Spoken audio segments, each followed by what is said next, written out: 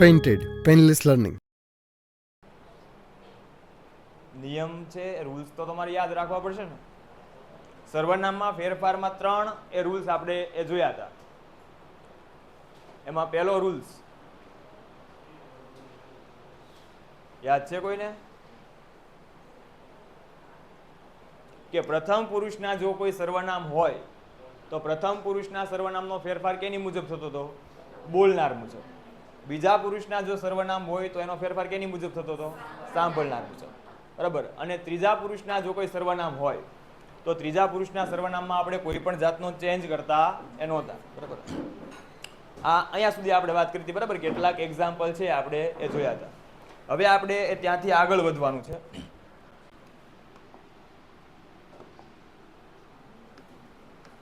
બીજો જે ફેરફાર છે, ચલો અહીંયા જ નાખજો.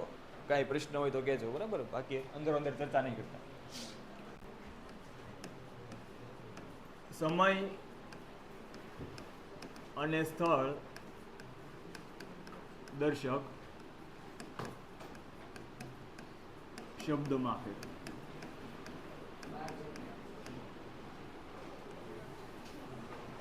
સમય અને સ્થળ દર્શક શબ્દોમાં ફેરફાર છે. બરાબર. એ આજે આપણે એ જોવાનો છે.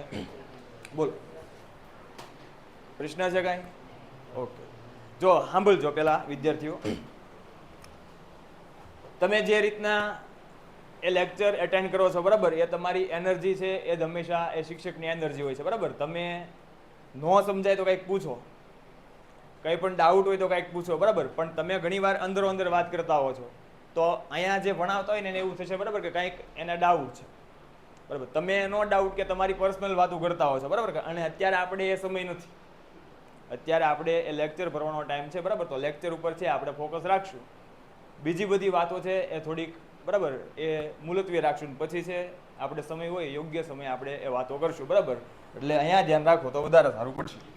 પછી હું તમને અહીંથી એ ઊભા કરીને, બરાબર, બહાર મોકલું તો એ યોગ્ય ન કહેવાય. બરાબર. તમે 12મા વાળા વિદ્યાર્થીઓ છો. ચલો,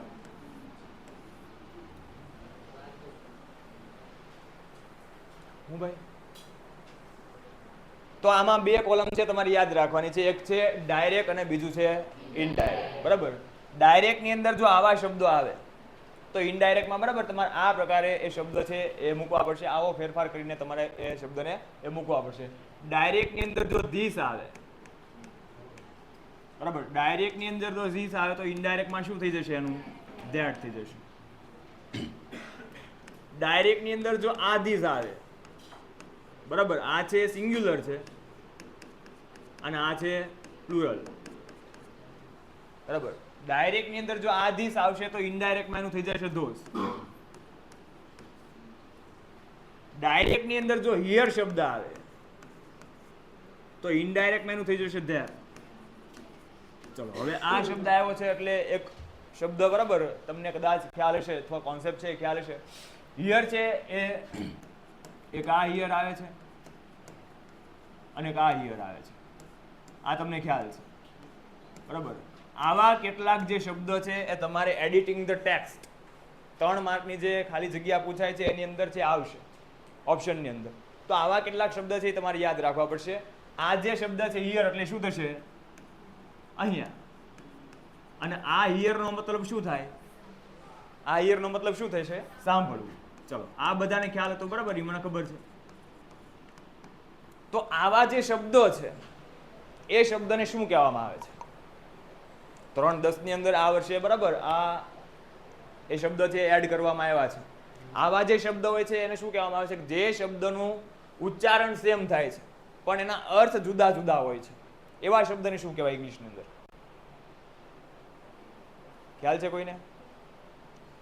આને કહેવામાં આવે છે હોમોફોન્સ. શું કહેવામાં આવે છે? હોમોફોન્સ. એટલે આવા શબ્દ છે એડિટિંગ ધ ટેક્સ્ટ ની અંદર ખાસ તમારે છે એ ધ્યાનમાં રાખવા પડશે. બરાબર. લાગે સરખા પણ છે એ અલગ અલગ. બરાબર. કયો શબ્દ ક્યાં આવે તમને ખ્યાલ હોવો જોઈએ.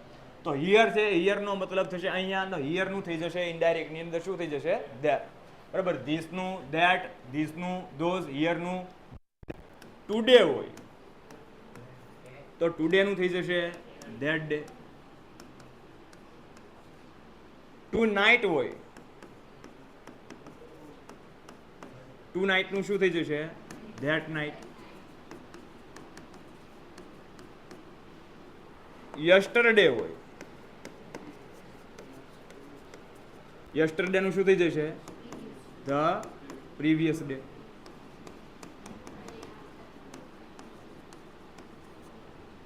યસ્ટરડે નું થઈ જશે ધ પ્રીવિયસ ડે, બરાબર. ટુમોરો હોય તો the next day, the next day થશે, અથવા તો ધ ફોલોવિંગ ડે થશે.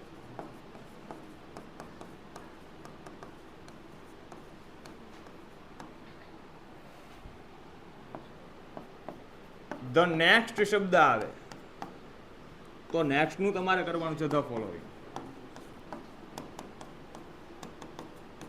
નેક્સ્ટ નું શું કરવાનું છે? ફોલોવિંગ, બરાબર. મતલબ કે અહીંયા નેક્સ્ટ ડે આપ્યું છે તો શું થઈ જશે? Following day. નેક્સ્ટ વીક તો following week. Next month following month. Next year તો ફોલોવિંગ યર, બરાબર. પછી ધ લાસ્ટ શબ્દ આવે તો લાસ્ટ નું થઈ જશે ધ પ્રીવિયસ.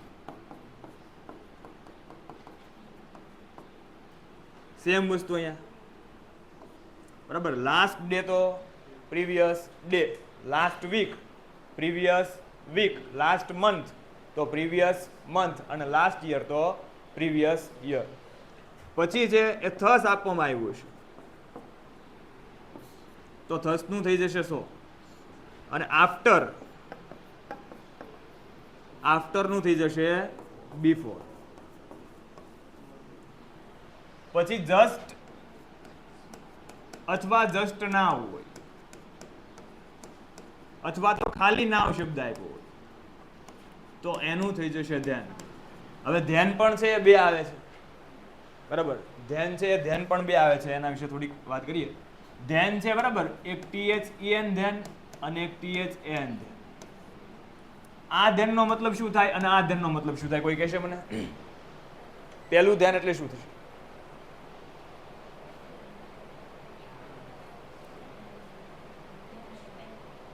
પહેલું ધ્યાન એટલે પહેલા, ના, ખોટું. પછી, બરાબર. પહેલું ધ્યાન એટલે શું થશે? પછી. અને આ ધ્યાન છે એનો મતલબ થાય ના કરતા, બરાબર. આ ક્યાં વપરાય?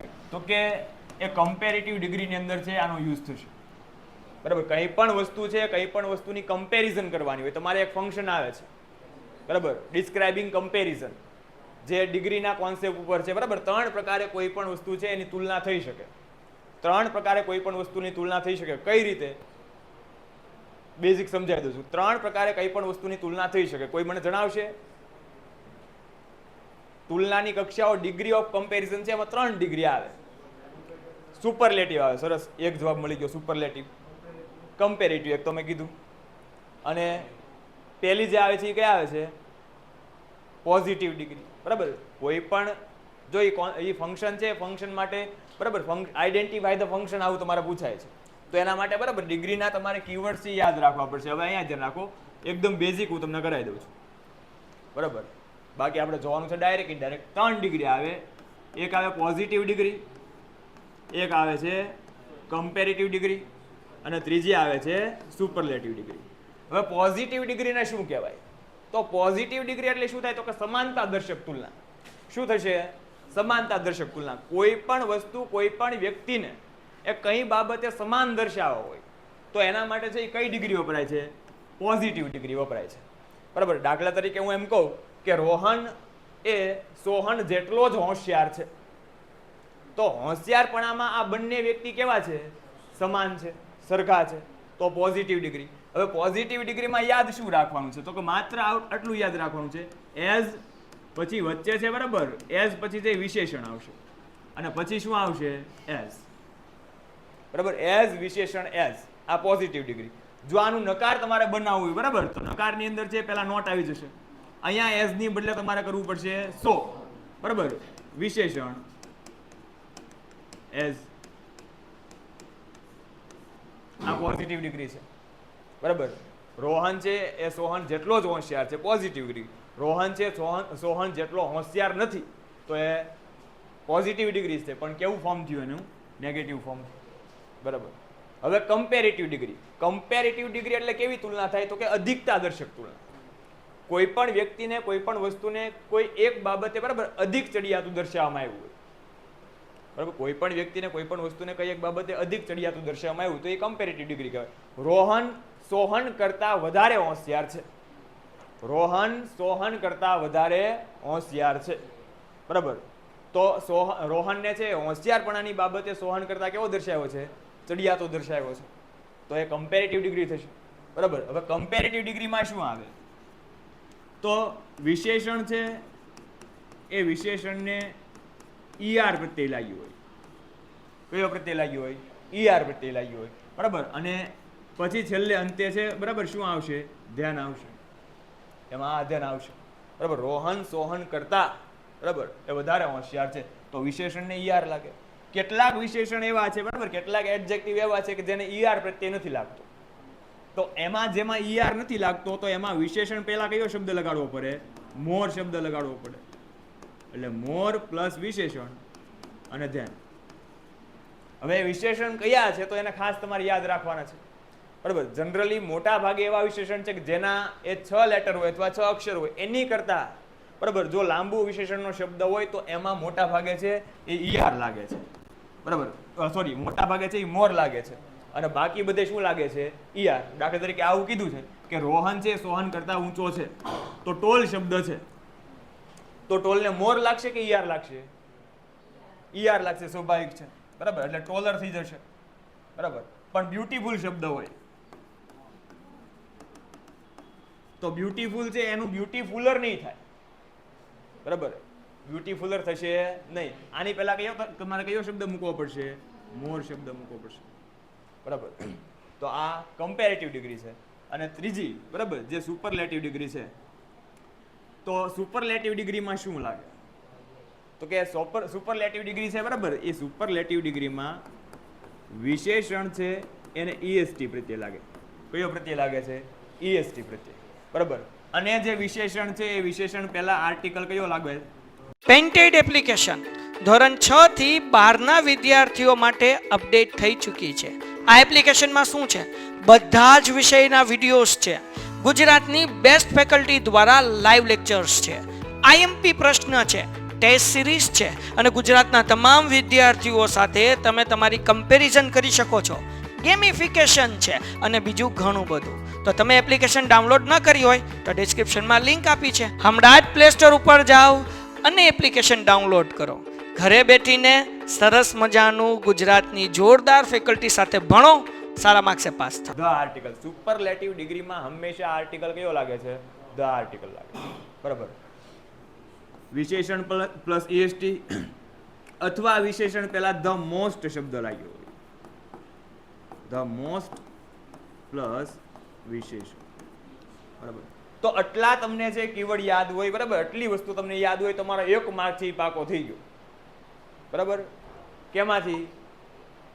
ફંક્શનમાંથી. કયું ફંક્શન છે આ? કયું ફંક્શન છે? ડિસ્ક્રાઇબિંગ કમ્પેરિઝન, બરાબર. કયું ફંક્શન છે? ડિસ્ક્રાઇબિંગ કમ્પેરિઝન, બરાબર. ઇનડાયરેક્ટ ડાયરેક્ટ આપણે સમજાવીએ છીએ, બરાબર. આઈ નો, હું જાણું છું, પણ તમને સાથે આ કોન્સેપ્ટ આવ્યો છે એટલે હું તમને તાજો કરાવી દઉં છું, બરાબર. બાકી મને ખબર છે હું શું ભણાવું છું, એ તમારે મને શીખવાડવાની જરૂર નથી, બરાબર. અને મારું છે આ 13મું વર્ષ છે, સોરી 13 વર્ષ ઓલરેડી કમ્પ્લીટ છે, 14મું વર્ષ છે આ ફિલ્ડની અંદર, ઓકે. એટલે તમારે મને શીખવાડવાની જરૂર નથી કે હું શું ભણાવું, બરાબર. મારો પાથ છે, મારી મેથડ છે, એ પ્રમાણે તમારે છે બરાબર અનુકૂળ થવાનું છે. તમને ન સમજાય તો બરાબર કહેવાનું છે. મને કોઈ પણ વસ્તુ છે ઉપર છેલ્લી ભણાવવામાં રસ નથી, બરાબર. બાકી કાળની વાક્ય રચના હું લખીને તમને કહી દઉં કે આ કાળ આવશે, આ કાળ આવશે, આ કાળ આવશે, બરાબર, એવું મારામાં લગભગ નહીં થાય. રેડી છે? તો આ મને ખબર જ છે કે આપણે ડાયરેક્ટ ઇનડાયરેક્ટ ભણીએ છીએ, પણ તમને કોન્સેપ્ટ યાદ હતો. હમણાં મેં જોયું, બરાબર, હમણાં મેં જોયું કે તમને કોન્સેપ્ટ યાદ હતો. ભાઈ જે બોલતા હોય બહાર વ્યા જાજો, બરાબર. જેને બરાબર લાગતું હોય બહાર વ્યા જાજો. તો આ બરાબર કીવર્ડ તમને છે એ ખબર હોવી જોઈએ. આના આધારે એક ફંક્શન છે એ તમને બરાબર પરીક્ષામાં પૂછાશે. ફટાફટ આ નિયમો છે એકવાર જોઈ લે. તમારે બોલવાના છે, તમને આવડે છે, બરાબર, મને ખબર છે. ડાયરેક્ટ ની અંદર ધીસ હોય, ઇનડાયરેક્ટ માં શું થશે? ધેટ. ડાયરેક્ટ ની અંદર ધીસ હોય તો ઇનડાયરેક્ટ માં શું થશે? ધોસ. ડાયરેક્ટ ની અંદર હિયર હોય તો ઇનડાયરેક્ટ માં ધેટ. ડાયરેક્ટ માં ટુડે, ઇનડાયરેક્ટ માં ધેટ ડે. ટુ નાઇટ તો ધેટ. યસ્ટરડે, ટુમોરો, ટુમોરો શું થશે? The next day. Next day યાદ ન રહે તો ફોલોવિંગ ડે. પછી નેક્સ્ટ નું શું થશે? The following. લાસ્ટ નું બરાબર, થર્સ્ટ નું સો, આફ્ટર નું બિફોર. જસ્ટ હોય, જસ્ટ ના હોય અથવા ના હોય તેનું શું થશે? ધ્યાન થશે. રેડી?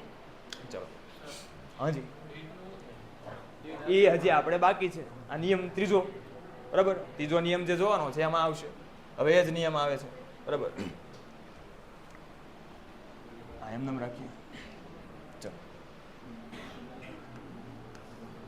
બીજો જે રૂલ્સ છે, બરાબર, એ બીજા રૂલ્સ ની અંદર એ સમજવાની બાબત બહુ ઓછી છે, ખાસ તમારે યાદ રાખવાનું છે. હવે ત્રીજો નિયમ છે, ક્રિયાપદ કે સહાયકારક ક્રિયાપદમાં ફેરફાર. ચલો, ક્રિયાપદ કે સહાયકારક ક્રિયાપદમાં ફેરફાર, બરાબર. તો આમાં સેમ વસ્તુ, ડાયરેક્ટ અને ઇનડાયરેક્ટ.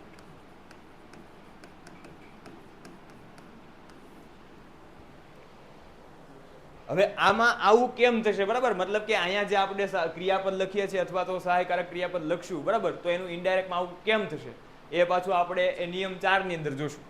કાળમાં ચેન્જીસ થશે, બરાબર. તો એ કાળમાં કઈ પ્રકારનો ફેરફાર થશે, કઈ પ્રકારનો ચેન્જીસ થશે, એમાં આપણે છે ધ્યાનમાં લેવાનું છે, બરાબર. ડાયરેક્ટ ની અંદર જો એમિઝાર આપવામાં આવ્યું હોય, ડાયરેક્ટ ની અંદર એમિઝાર આપવામાં આવ્યું તો ઇનડાયરેક્ટમાં એનું શું થશે? વોઝ વેર. ડાયરેક્ટમાં જો એમિઝાર આપ્યું તો ઇનડાયરેક્ટમાં એનું વોઝ વેર, બરાબર. ડાયરેક્ટ ની અંદર જો વોઝ વેર હશે તો ઇનડાયરેક્ટ ની અંદર એનું થશે હેડ બીન. શું થશે? હેડ બીન, બરાબર. લખતા નહીં, લખવાનો ટાઈમ આપું છું, બરાબર. લખતાની સાથે અહીંયા, બરાબર, લખવાનો ટાઈમ હું આપું છું. એમિઝાર નું વોઝવેર, વોઝવેર નું હેડ બીન. જો ડાયરેક્ટ ની અંદર હેવેઝ હોય તો ઇનડાયરેક્ટમાં એનું શું થશે? હેડ. ડાયરેક્ટમાં જો હેવેઝ હોય તો ઇનડાયરેક્ટમાં એનું શું થશે? હેડ. ડાયરેક્ટ ની અંદર જો ડુડઝ હોય તો ઇનડાયરેક્ટમાં એનું થઈ જશે ડીડ. ડાયરેક્ટ ની અંદર જો ડીડ નોટ હોય, બરાબર, ડીડ નોટ હોય તો ઇનડાયરેક્ટમાં એનું શું થઈ જશે? Had not. ડાયરેક્ટ ની અંદર ડીડ નોટ હોય તો ઇનડાયરેક્ટમાં થઈ જશે હેડ નોટ, બરાબર. પછી વિલ હોય અથવા શેલ હોય તો એનું થઈ જશે વુડ, બરાબર. વિલ અને શેલ છે એનું શું થઈ જશે? વુડ થઈ જશે. આવું શા માટે એ કોઈ કહેશે મને? વિલ નું વુડ થવું જોઈએ અને શેલ નું શૂડ થવું જોઈએ ને. આવું શા માટે નથી થતું? જો માત્ર આ ગોખવાની વસ્તુ નથી, બરાબર. તમે ગોખી નાખો છો, બરોબર છે, વેલ એન્ડ ગુડ, પણ આ સમજવું પણ જરૂરી છે. કારણ કે એ જ્યારે તમે છે એ વાક્યની અંદર એ તમે શુડ મૂકો છો તો તમે છે એ મોડલ ઓક્ઝિલરી છે કદાચ ભણી ગયા છો, બરાબર. પ્રીવિયસ ધોરણની અંદર છે મોડલ ઓક્ઝિલરી છે એ ચેપ્ટર ભણી ગયા છો. આ શુડ છે એ શુડ શું દર્શાવે છે? ફરજ દર્શાવે છે, બરાબર. કંઈ પણ કાર્ય માટેની ફરજ દર્શાવે છે. જો શુડ ફરજ દર્શાવે તો તમે એ ડાયરેક્ટમાંથી ઇનડાયરેક્ટ સ્પીચની અંદર શુડ મૂકો છો તો એ વાક્યનો અર્થ છે અર્થ બદલાઈ જશે. વાક્યનો અર્થ શું બદલાઈ જશે? ચેન્જ થશે, બરાબર. એટલા માટે એ વિલનું પણ શું થાય છે? વુડ. અને શેલનું પણ શું થાય છે? વુડ થશે, બરાબર. ચલો, પછી કોઈ પણ મોડલ ઓક્ઝિલરી હોય, દાખલા તરીકે કેન, તો કેનનું થશે કુડ. મે હોય તો મેનું થશે માઇટ, બરાબર. મસ્ટ હોય તો મસ્ટનું મસ્ટ જ રહેશે. જો પહેલેથી જ એ કુડ, વુડ, શુડ મસ્ટ આપવામાં આવ્યું હોય તો આમાં ચેન્જ થશે નહીં, નો ચેન્જ. બરાબર.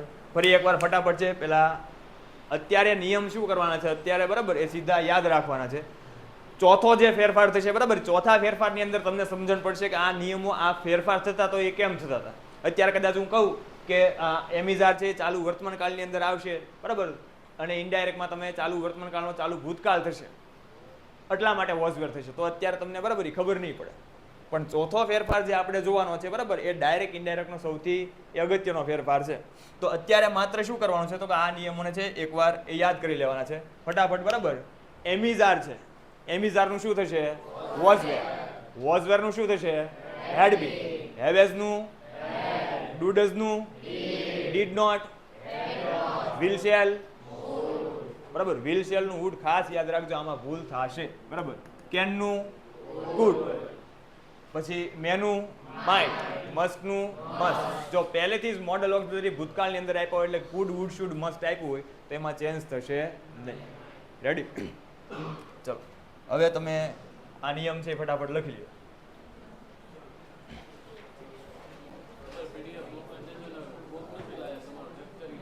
એમ કરવાનું છે? પીડીએફ મોકલી દેવાની છે? તો લખી નાખો. ઓકે ઓકે, લખી નાખો. ફેરફાર.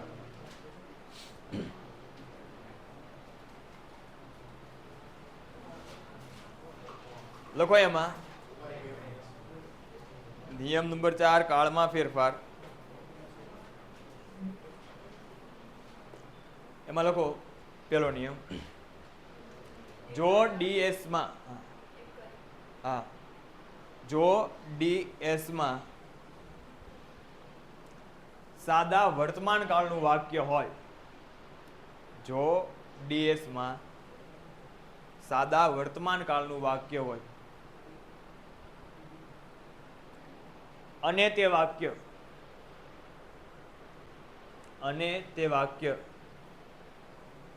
સનાતન સત્ય,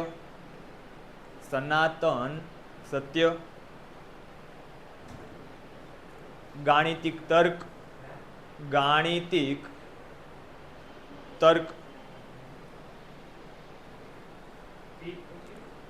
સનાતન સત્ય, ગાણિતિક તર્ક, વૈજ્ઞાનિક નિયમ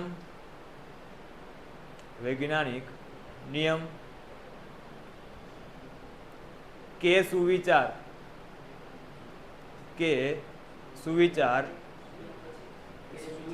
બે વાર બોલીશ, બે વારમાં ભાઈ લખાઈ જવું જોઈએ. આપણા કાન બધાના બહુ સારા છે, બરાબર. એક શબ્દ હું બે વાર બોલું છું, બે વારમાં લખાઈ જવું જોઈએ.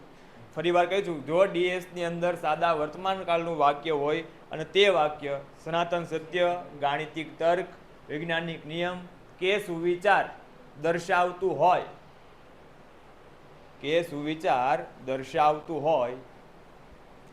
તો તેમાં કાળ પરિવર્તન થશે નહીં.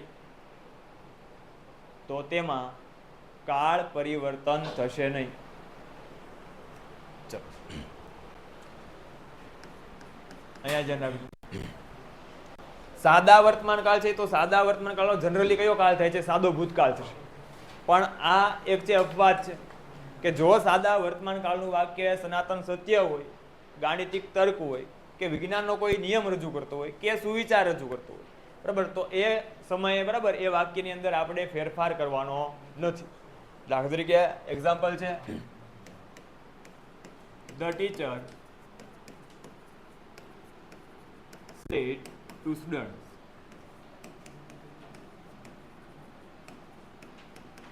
the teacher said to students, the sun rises in the east.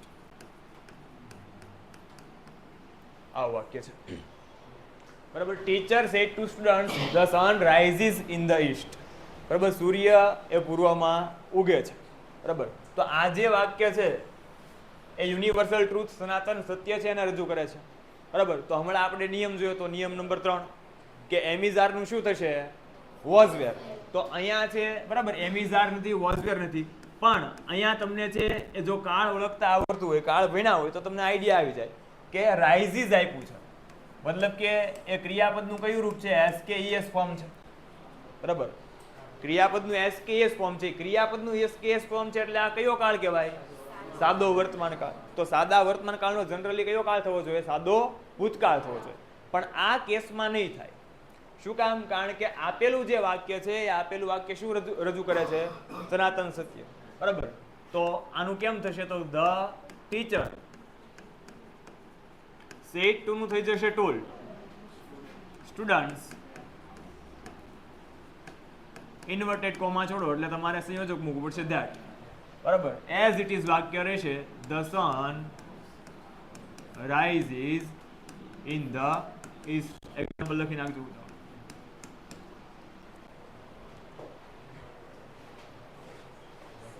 હાજી,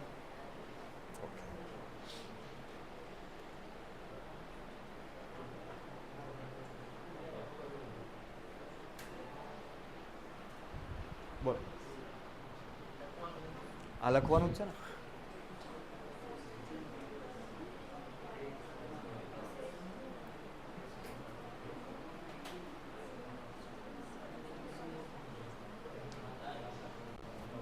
ચલો, લખાઈ ગયું છે? નથી લખાણું? ઓકે, વાંધો નહીં. તો લખાઈ ગયું હોય, બરાબર. એ આ બીજું એક્ઝામ્પલ છે એ જોઈએ. The teacher said to students. આ લખવાનું નથી, અહીંયા ધ્યાન રાખજો. હા, જે બીજું એક્ઝામ્પલ છે એ લખવાનું નથી, બરાબર.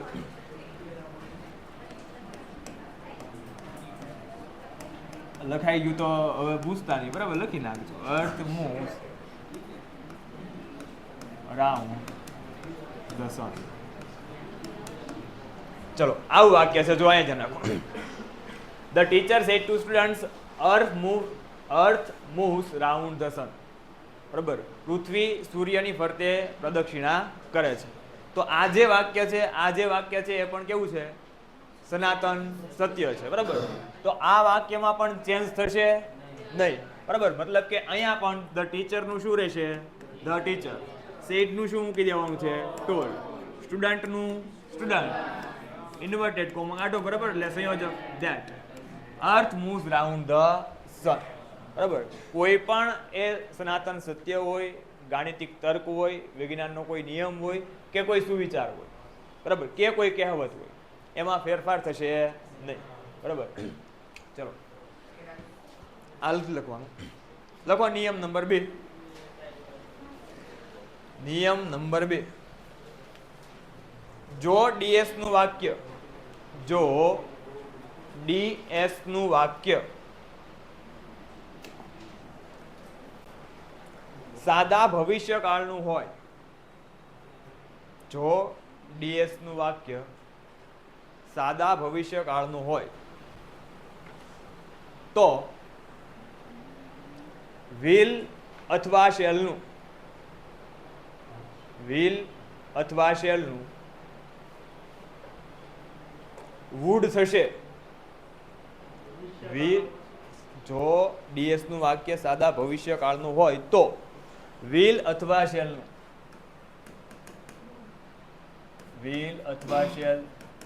વુડ થશે. ક્રિયાપદમાં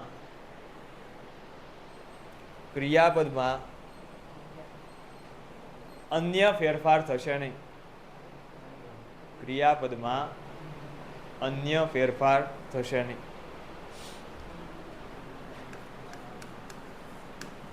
ચલો, અહીંયા ધ્યાન રાખજો.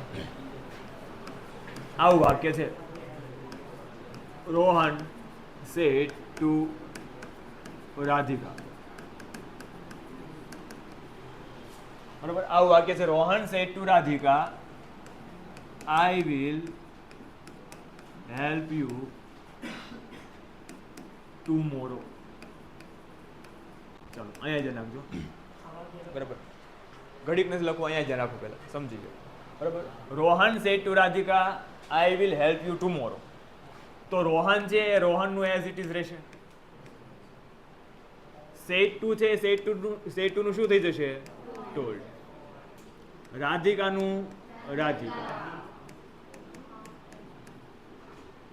ઇન્વર્ટેડ કોમા બરાબર છોડો એટલે સંયોજક તમારે મૂકવું પડે ત્યાં. હવે જે આપણે નિયમ જોઈ ગયા છે બરાબર, એ નિયમ આપણે એપ્લાય કરશું કે આ એટલે પ્રથમ પુરુષ. પ્રથમ પુરુષનો ફેરફાર છે કેની પ્રમાણે થશે? તો કે બોલનાર પ્રમાણે. આપેલા વાક્યમાં બોલનાર કોણ છે? રોહન. બરાબર, તો રોહનની કર્તા વિભક્તિ બરાબર મૂકવી પડશે, કારણ કે આ કર્તા વિભક્તિ છે. તો શું થશે? હી. આ વિલ છે, વિલ, એ વિલ નું થઈ જશે વુડ.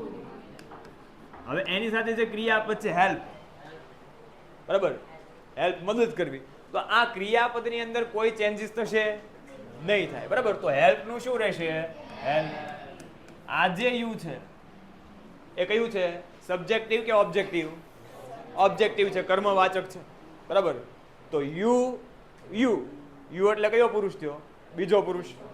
બીજા પુરુષનો ફેરફાર કેની મુજબ થાય? સાંભળનાર મુજબ. આપેલા વાક્યમાં સાંભળનાર કોણ છે? રાધિકા. તો યુ યુ, તો રાધિકાનું બરાબર ઓબ્જેક્ટિવ કેસનું સર્વનામ લેવું પડશે. શી, હર. બરાબર, તો અહીંયા થઈ જશે હર. ટુમોરોનું શું થઈ જાય? The next day. નો સમજાણું? સમજાણું ના? આ નો સમજાણું. ચલો અહીંયા ધ્યાન રાખો,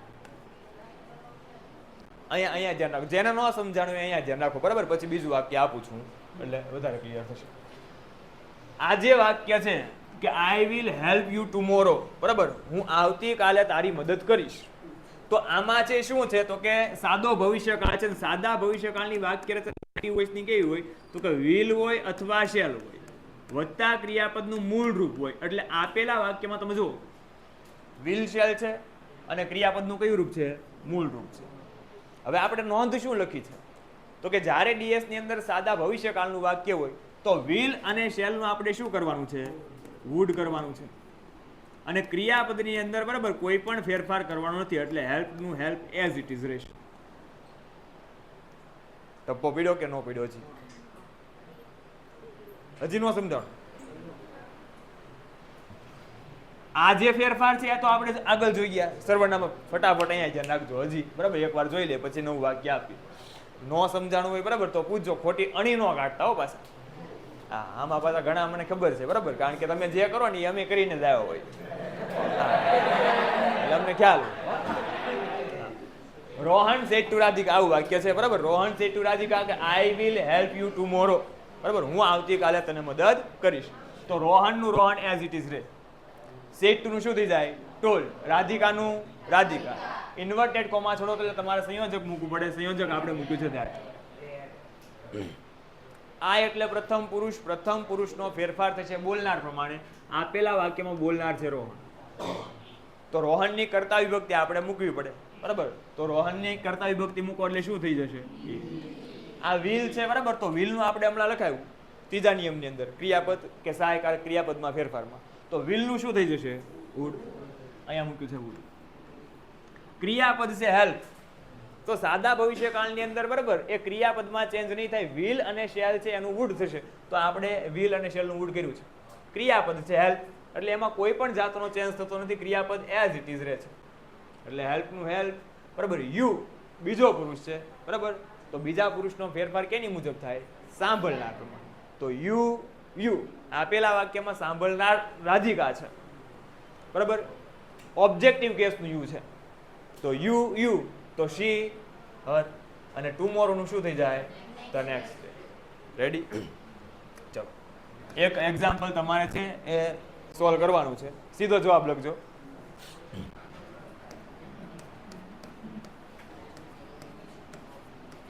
અમન said to Asta.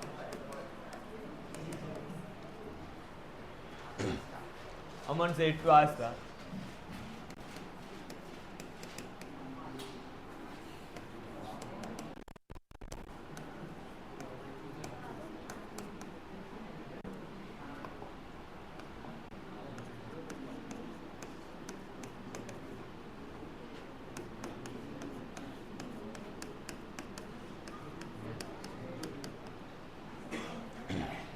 ચલો, અમન said to પેન્ટેડ એપ્લિકેશન ધોરણ 6 થી 12ના વિદ્યાર્થીઓ માટે અપડેટ થઈ ચૂકી છે. આ એપ્લિકેશનમાં શું છે? બધા જ વિષયના વિડીયોઝ છે. ગુજરાતની બેસ્ટ ફેકલ્ટી દ્વારા લાઈવ લેક્ચર્સ છે. આઈએમપી પ્રશ્ન છે, ટેસ્ટ સિરીઝ છે અને ગુજરાતના તમામ વિદ્યાર્થીઓ સાથે તમે તમારી કમ્પેરિઝન કરી શકો છો. ગેમિફિકેશન છે અને બીજું ઘણું બધું. તો તમે એપ્લિકેશન ડાઉનલોડ ન કરી હોય તો ડિસ્ક્રિપ્શનમાં લિંક આપી છે. હમણાં જ પ્લે સ્ટોર ઉપર જાઓ અને એપ્લિકેશન ડાઉનલોડ કરો. ઘરે બેઠીને સરસ મજાનું ગુજરાતની જોરદાર ફેકલ્ટી સાથે ભણો, સારા માર્ક્સે પાસ થાઓ. I will